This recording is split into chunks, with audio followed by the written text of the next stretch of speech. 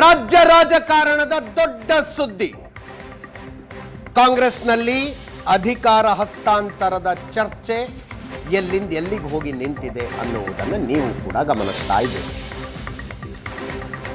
ಸಿದ್ದರಾಮಯ್ಯ ಬಣದ ಸಚಿವರು ಒಬ್ಬರ ನಂತರ ಒಬ್ಬರಂತೆ ದೆಹಲಿ ಯಾತ್ರೆ ಮುಗಿಸಿಕೊಂಡು ಬಂದ ಮೇಲೆ ಡಿ.ಕೆ. ಶಿವಕುಮಾರ್ ದಿಲ್ಲಿಗೆ ಹೋದರು. ಹಲವು ಮಾತುಕತೆಗಳು ನಡೆದವು. ಈ ಸಂದರ್ಭದಲ್ಲಿ ದೊಡ್ಡ ಸುದ್ದಿ, ಡಿ.ಕೆ. ಶಿವಕುಮಾರ್ ಡೆಡ್ಲೈನ್ ಕೊಟ್ಟು ಬಂದಿದ್ದಾರೆ ಹೈಕಮಾಂಡ್ಗೆ. ತಿಂಗಳು ತಾರೀಖಿನ ಸಮೇತ ಡೆಡ್ಲೈನ್ ಕೊಟ್ಟು ಬಂದಿದ್ದಾರೆ.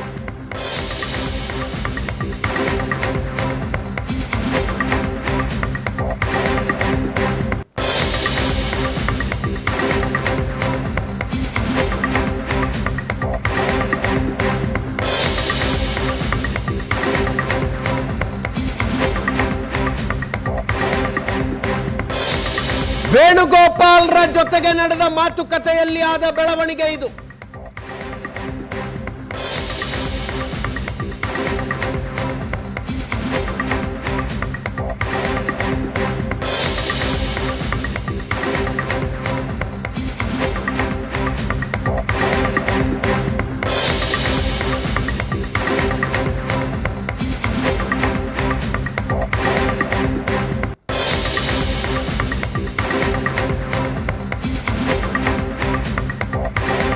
ಮಾರ್ಚ್ ತಿಂಗಳಲ್ಲಿದ್ದೀವಿ ನಾವಿನ್ನು. ಮಾರ್ಚ್ ಆರಂಭ ಆಯಿತು. ಅಕ್ಟೋಬರ್ 31ರ ಡೆಡ್ಲೈನ್ ಕೊಟ್ಟಿದ್ದಾರಂತೆ ಡಿ.ಕೆ. ಶಿವಕುಮಾರ್. ಅಕ್ಟೋಬರ್ 31ರೊಳಗೆ ಮುಖ್ಯಮಂತ್ರಿ ಸ್ಥಾನ ಕೊಡಬೇಕು. ಕರ್ನಾಟಕದಲ್ಲೊಂದು ಅಧಿಕಾರ ಹಂಚಿಕೆಯ ಸೂತ್ರ ಇದೆ. ಇಂಥದ್ದೇ ಸೂತ್ರಗಳನ್ನ ಮಧ್ಯಪ್ರದೇಶ, ರಾಜಸ್ಥಾನ, ಛತ್ತೀಸ್ಗಢದಲ್ಲಿ ಮಾಡಲಾಗಿತ್ತು. ಸೂತ್ರ ಜಾರಿಯಾಗಲಿಲ್ಲ. 3 ಕಡೆಗಳಲ್ಲಿ ಕಾಂಗ್ರೆಸ್ ಸೋತೋಯ್ತು. ಅದೇ ರೀತಿ ಕರ್ನಾಟಕದಲ್ಲಿ ನಡೆದುಕೊಂಡ್ರೆ, ಅಧಿಕಾರ ಸೂತ್ರವನ್ನ ಜಾರಿಗೊಳಿಸದೆ ಹೋದ್ರೆ ಇಲ್ಲೂ ಕೂಡ ಅದೇ ಕಷ್ಟ ಆಗತ್ತೆ ಅಂದ್ರಂತೆ.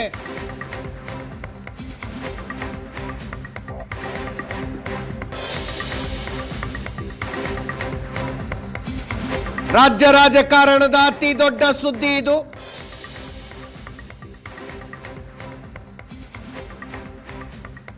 ದೆಹಲಿಗೆ ಹೋಗಿದ್ದ ಡಿ.ಕೆ. ಶಿವಕುಮಾರ್ ಅವರು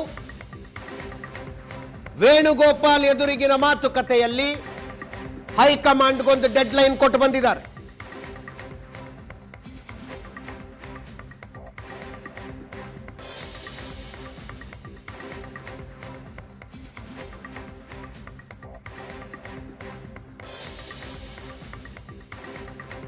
ಮುಖ್ಯಮಂತ್ರಿಗಳ ಬಣದವರನ್ನ ಕಂಟ್ರೋಲ್ ಮಾಡಿ, ಇಲ್ದಿದ್ರೆ ಪಕ್ಷದಲ್ಲಿ ಭವಿಷ್ಯಕ್ಕೆ ಹಾನಿಯಾಗತ್ತೆ ಅಂದ್ರಂತೆ.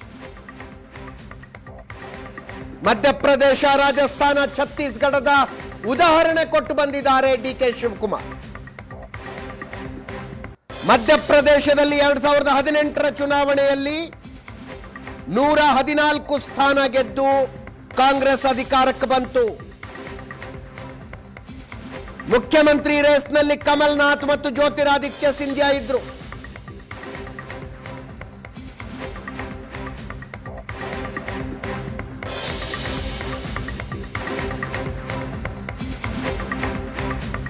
ಎರಡೂವರೆ ವರ್ಷದ ಅಧಿಕಾರ ಹಂಚಿಕೆಯ ಒಪ್ಪಂದ ಆಗಿತ್ತಂತೆ ಕಮಲ್ನಾಥ್ ಮತ್ತು ಜ್ಯೋತಿರಾದಿತ್ಯ ಸಿಂಧ್ಯಾ ಮಧ್ಯೆ.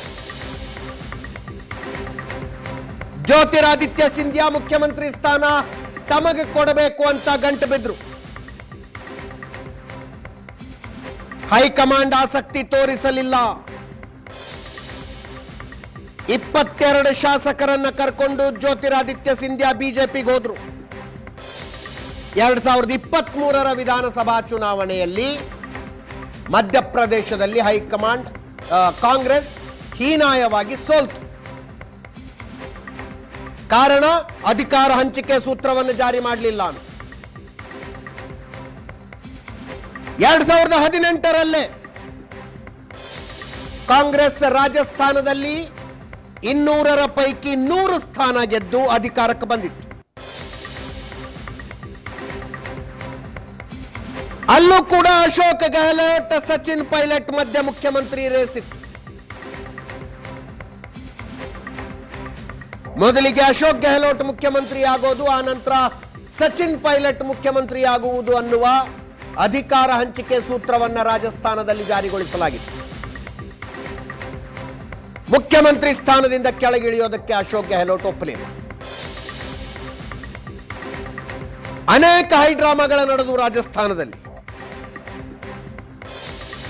ಸರ್ಕಾರ ಏನು ಕೆಲಸ ಮಾಡ್ತಿದೆ ಅನ್ನೋದಕ್ಕಿಂತಲೂ ಸಚಿನ್ ಪೈಲಟ್, ಅಶೋಕ್ ಗೆಹ್ಲೋಟ್ ಸುದ್ದಿಗಳೇ, ಅವರ ಒಳ ಜಗಳದ ಸುದ್ದಿಗಳೇ ಜಾಸ್ತಿ ಬರ್ತಾ ಇದ್ವು. ಸಚಿನ್ ಪೈಲಟ್ ಡಿಸಿಎಂ ಆಗೇ ಉಳಿದ್ರು, ಬಿಜೆಪಿಗೆ ಸೇರಿಬಿಡ್ತಾರೆ ಅಂತ ಸುದ್ದಿಗಳು ಹರಿದಾಡ್ತಾ ಇದ್ವು.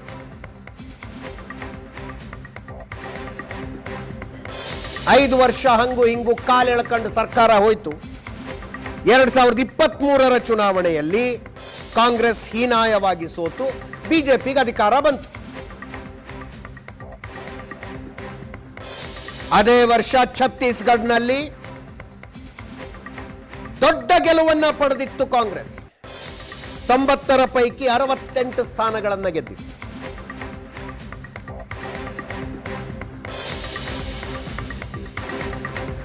ಭೂಪೇಶ್ ಬಘೇಲ್, ಟಿ.ಎನ್. ಸಿಂಗ್ ದೇವ್ ಮಧ್ಯದಲ್ಲಿ ಮುಖ್ಯಮಂತ್ರಿ ರೇಸ್ ಇತ್ತು.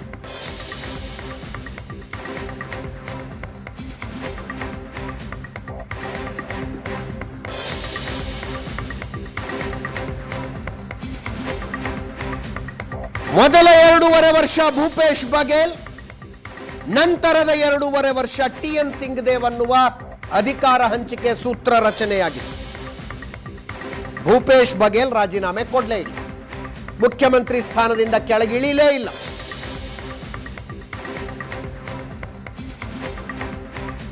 ತಿಕ್ಕಾಟದಲ್ಲೇ 5 ವರ್ಷ ಮುಗಿಸಿದ್ರು.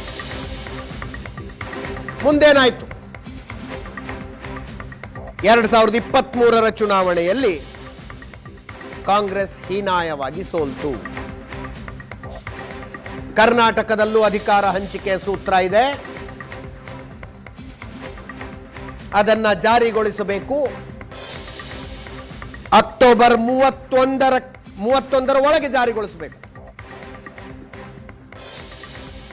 ಇಲ್ಲದಿದ್ರೆ ಪಕ್ಷಕ್ಕೆ ಕಷ್ಟ ಅಂತ ಡಿ.ಕೆ. ಶಿವಕುಮಾರ್ ಎಚ್ಚರಿಕೆ ಕೊಟ್ಟು ಬಂದಿದ್ದಾರಂತೆ.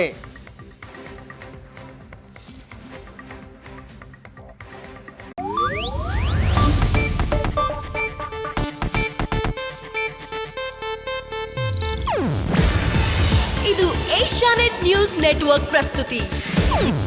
ನೀವು ನೋಡ್ತಿದ್ದೀರಾ ಏಷ್ಯಾನೆಟ್ ಸುವರ್ಣ ನ್ಯೂಸ್.